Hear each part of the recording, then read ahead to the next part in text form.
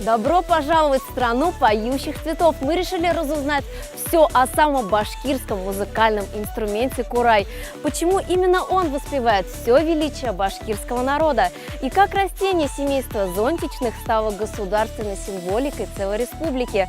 У нас есть немного эфирного времени, 7 нот и огромное любопытство, чтобы разобраться в этом. Что же такое курай? Музыкальный инструмент? Вы правы, но только отчасти, ведь курай – это еще и символ Башкортостана. Как так получилось, что уральский реброплотник на государственном флаге целой республики? Ответ будем искать на восточных склонах Уральских гор. Собственно, там по преданиям можно и встретить объект нашего журналистского расследования. Экспедиция под кодовым названием «Страна поющих цветов» начинает поиски от озера Талкас, через горный хребет Ирандык и до водопада Гадельша. Чтобы понять, чем вдохновлялись великие композиторы и кураисты-первопроходцы, мы проложили довольно живописный маршрут и отправились по следам предков. Начальная точка – озеро Талкас, древнейший водоем. Представляете, здесь когда-то бегали настоящие мамонты. Сделаем привал здесь. Озеро Талкас – одно из самых живописных озер Башкортостана. Только зацените эту картинку. За этим великолепием отправляйтесь к склону горного хребта Ирандык. Талкас не только красив, он еще и поражает своим возрастом и масштабом. Длина озера 4 километра, ширина – километр. Глубина доходит до 12 метров. Дух захватывает от такого размаха. Водная гладь. Горы до самого горизонта. Кажется, мы знаем, где живет Ее Величество Муза.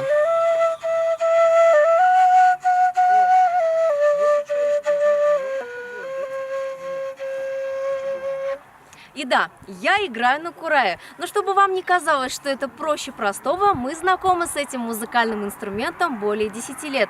И чтобы извлечь хотя бы звук, нужно посетить минимум 5 занятий. Ну и кому-то 20 даже мало. Мелодии кураи давно вышли за пределы нашей республики и зазвучали на мировых сценах. Народный артист Башкортостана Роберт Юлдашев поработал в музыкальных коллективах вместе с Пелагеей, Гариком Сукачевым, Николаем Носковым и Владимиром Шахриным из Чайфа. Курай был замечен на концертах Государственного камерного оркестра Владимира Спивакова «Виртуоза Москвы», Симфонического оркестра Большого театра в Москве и в оперном театре Ла Скала в Милане. Курай шагнул далеко от Уральских гор и прославил на весь мир край поющих цветов. А еще каждая мелодия, исполняемая на курае, имеет свою легенду и историю. На берегу озера курай не растет. По преданию, его нашли на одном из хребтов горы Ирандык. Ну что ж, к восхождению я готова. Настроена серьезно и решительно. Наши поиски идут в гору, в буквальном смысле слова, в гору Янгузей. У нее очень важная роль в истории башкирского народа. В стародавние времена эта гора была колокольной горой. На ее вершинах стояли дозорные, и в случае приближения врагов зажигали костры. Так они давали сигнал об опасности. Быть может, хороший обзор с этих вершин поможет нам найти цветок курая. Ирандык – один из мощных хребтов Уральских гор, 987 метров над уровнем моря. Здесь есть горный водопад, красивейшая природа, и, быть может, курай здесь мы тоже найдем. В марте 2018 года свершилось величайшее событие. Курай зарегистрировали в качестве территориального бренда Башкортостана. Теперь с уверенностью можно заявлять отныне и навсегда. Да, курай – это башкирский национальный инструмент. А все ли жители нашей республики знают, как найти курай? Найти курай очень легко, нужно просто познакомиться с кураистом. Нужно правильно выбрать местность и время года, чтобы курай к осени был уже сухим. Я пока не знаю, мне самой стало интересно, поэтому я решила пойти в поход. Нужно подняться в горы, в лесу его не найдешь. Рустам Рафилович, расскажите, как найти курай и на что нужно обращать внимание? Курай – это растение такое, оно само по себе капризное растение. Сколько раз я сам сажал, не вырастает. Из корня пробовал, тоже не вырастает. Но в лесу он сам по себе растет самопроизвольно. Разрастается в смешанных таких лесах. В степях я не встречал, не знаю. Но в степях вот вырастает вот типа вот этого растения, похожие, вот даже листья похожие. Но это не курай.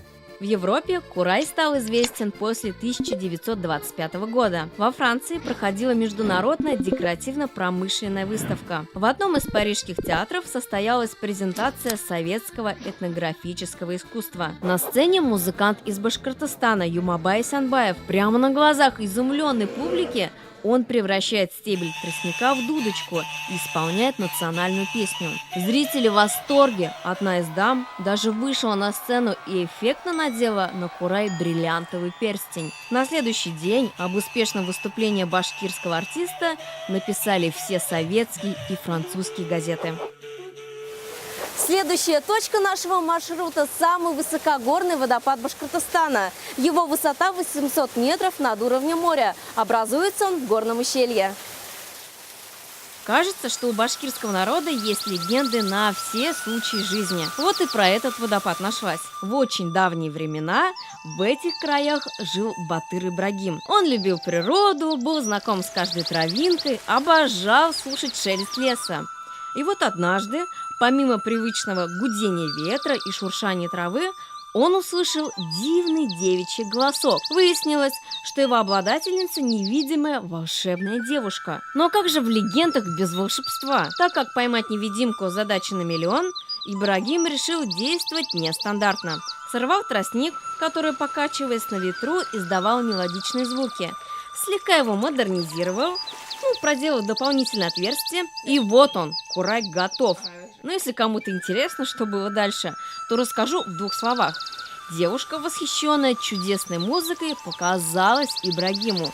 Они влюбились друг в друга и жили долго и счастливо, правда, уже в подземном царстве.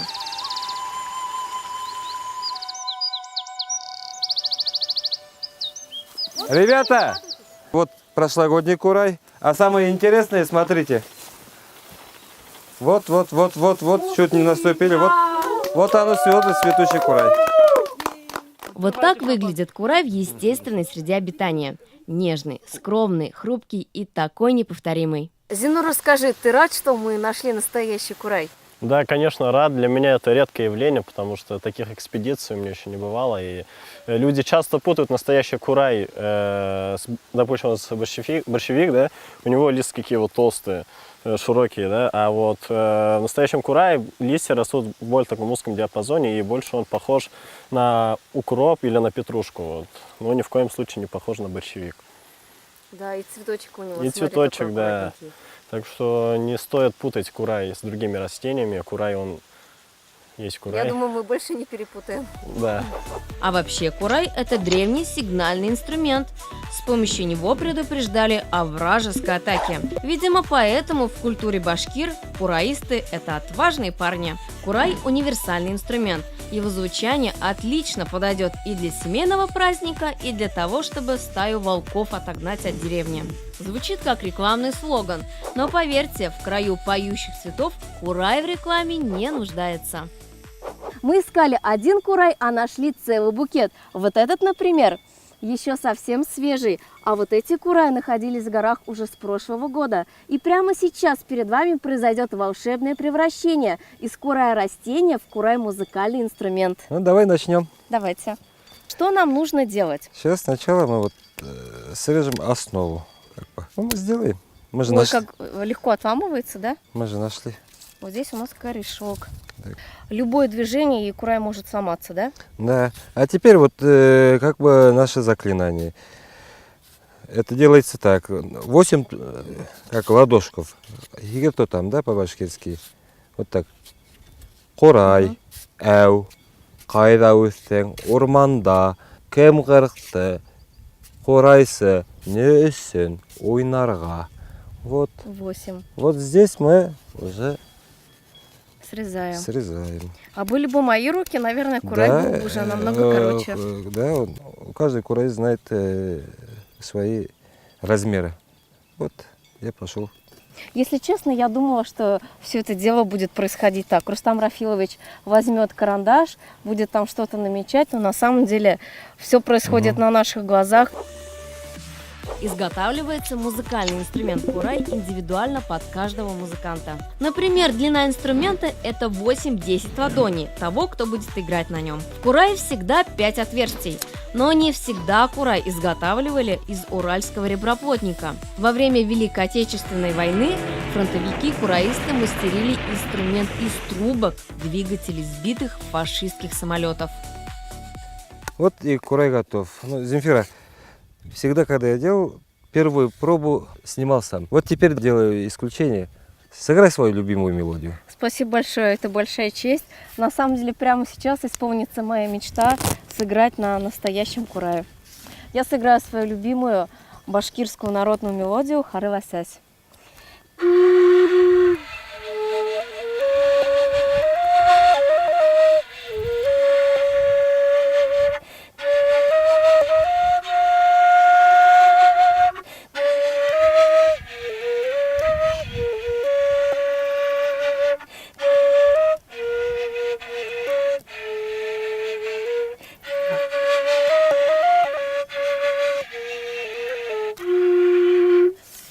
Строй держит. Да, строй держит. Строй держит. Такие, вы знаете, непонятные ощущения, потому что на курае шпона я всегда ощущаю отверстие.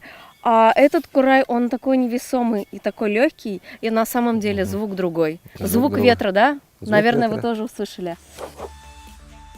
Именно в этой местности, деревни Первая Туркменева, родились самые знаменитые башкирские мелодии Пеши Махмуд и Тияляс. Поэтому совершенно не возникает вопросов, почему именно здесь воздвигли самый большой и первый памятник кураю.